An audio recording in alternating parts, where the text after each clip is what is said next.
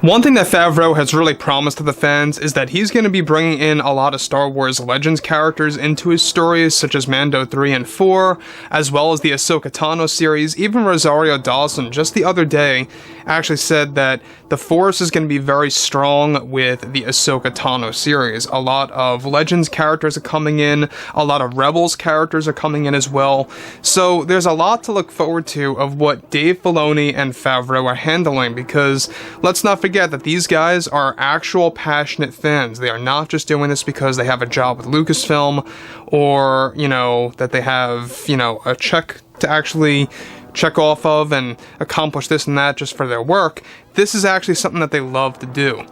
This is Mike Zero. Make sure to subscribe if you are new to the channel for future Star Wars updates. Also, by the way, guys, make sure to drop a thumbs up on this video to support the channel. I thank you all so very much for the kind support. It is greatly appreciated. Now, one thing about the Star Wars universe is that there's a lot of things happening at the same exact time. We have a lot to look forward to at Disney Plus Day and D23 by this fall. That's going to be a very big point in time for Star Wars. It's also the same exact time in which Bad Batch 2 is going to release, as well as Tales of the Jedi, which, by the way, I'm looking forward to that a whole lot more than Bad Batch. But moving on, everything related to Favreau right now, moving forward, is looking amazing. So, we've already seen that leaked Mando Season 3 trailer. I'm sure that you guys actually got a glimpse of that.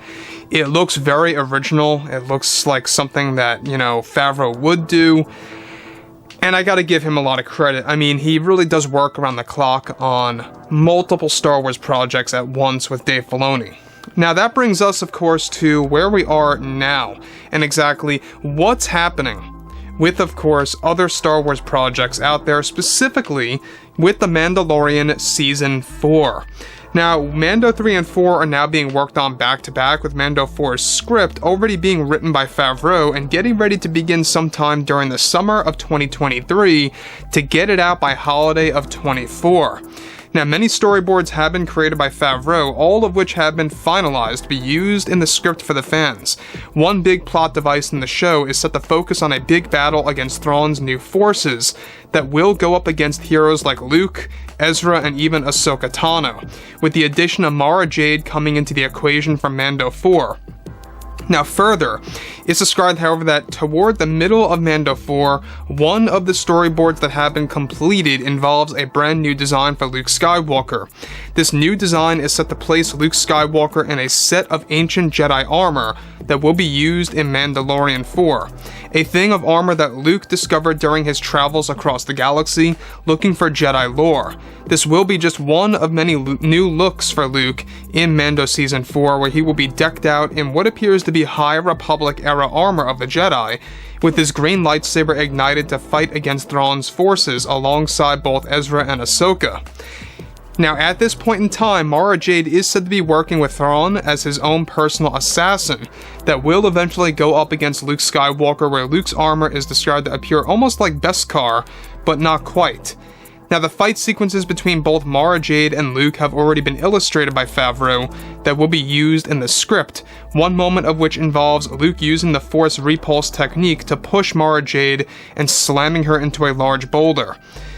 Now, I don't know if you guys know what Force Repulse really is. They basically use the Force to create this large shockwave around everybody, alright, in a 360-degree fashion. And it is a very interesting force power that I believe we first saw in the Battlefront video game. I'm not quite certain about that, but that's when it really first got shown to the fans, physically at least. I think that the Force Unleashed might have even established that as well. But when we look at everything related to Luke's new design here, this sounds very medieval to me. I don't know about you guys, but they're placing Luke in ancient Jedi armor, which sounds like it's going to be High Republic armor, because High Republic is, 200 years before the events of Episode 1. I guess, they could technically, if they really wanted to, call it ancient, but if you really want to make something ancient, I would say that the Old Republic era is more so ancient, because that's thousands of years before the events of Episode 1, as opposed to just a couple of hundred. So this so far is sounding very promising. We actually talked about this about a year and a half ago, about these very, light plans that Favreau had to actually give Luke this knight-looking armor that really mimicked Captain Phasma in a way, and that's the best way to describe it. And I'm not sure if they changed the design since then, but that's what they're aiming for, to make it look almost like that Stormtrooper, look, except silver, with, this Jedi cape on, and how Luke Skywalker's gonna sport this. It's gonna be very interesting. Now, I think at the end of the day, dragging Mara Jade into the Star Wars universe is by far the best thing that they could have done. We talked about this for a very long time now, and this is actually moving forward now with the storyboards, and how those storyboards are being finalized and thrown into the script now, and how he is going to be making Mara Jade an enemy and also an ally in Mandalorian Season 4.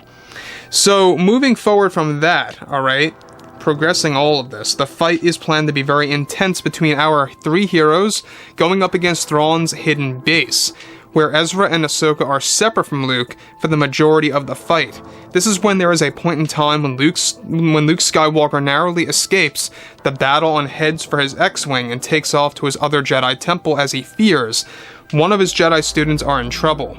Now, in these storyboards, Mara Jade then hops in one of her new starfighters and chases Luke to Yavin 4. This is where Luke is taking precautions over his other Jedi in training on Yavin, asking for their help. When Mara Jade surprisingly lands on Yavin 4 after chasing Luke, this is when an intense duel takes place between Luke and Mara on top of the Jedi Temple, where, of course, here, Luke is not wearing the High Republic armor anymore.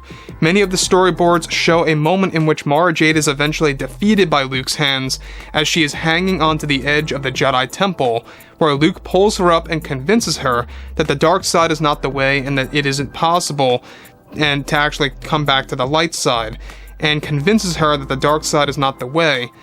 And this is said to be a planned sequence in which Luke convinces Mara that Thrawn is essentially lying to her about her plans, and what he is really up to with Emperor Palpatine in secret.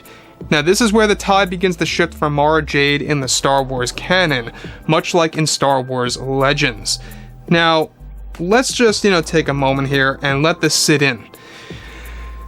Mara Jade is also a very interesting character. I don't know if you guys actually read up on this, but she, in the Legends content, was really Palpatine's, hand. In here, in the Disney canon, it's going to be that she's going to be Thrawn's hand. So she's going to be Thrawn's personal assassin, trying to hunt down Skywalker, Ezra, and Ahsoka, taking out what appear to them as the three biggest foes that they could face. Now, the thing about this is that they are trying to take sequences from Legends and throwing it into the Disney canon. Now, to my knowledge, this sounds like something very new. I don't recall Mara Jade and Luke ever fighting on a Jedi temple in Legends, so this sounds like it's going to be purely original and something taken directly from Favreau's mind in order to really give fans something fresh and new. But otherwise, this is sounding very promising, and Favreau is really going to work on Mando 4. He even confirmed this a couple of weeks ago that he is already working on Mando 4, so a lot of things are progressing very quickly. So overall, guys, drop a comment below. Let me know what you guys have to say about this below in the comments, and if you guys did enjoy the content for today, make sure to drop a thumbs up on this video to support the channel. I thank you all so very much for the kind support, and I'll catch you guys next time.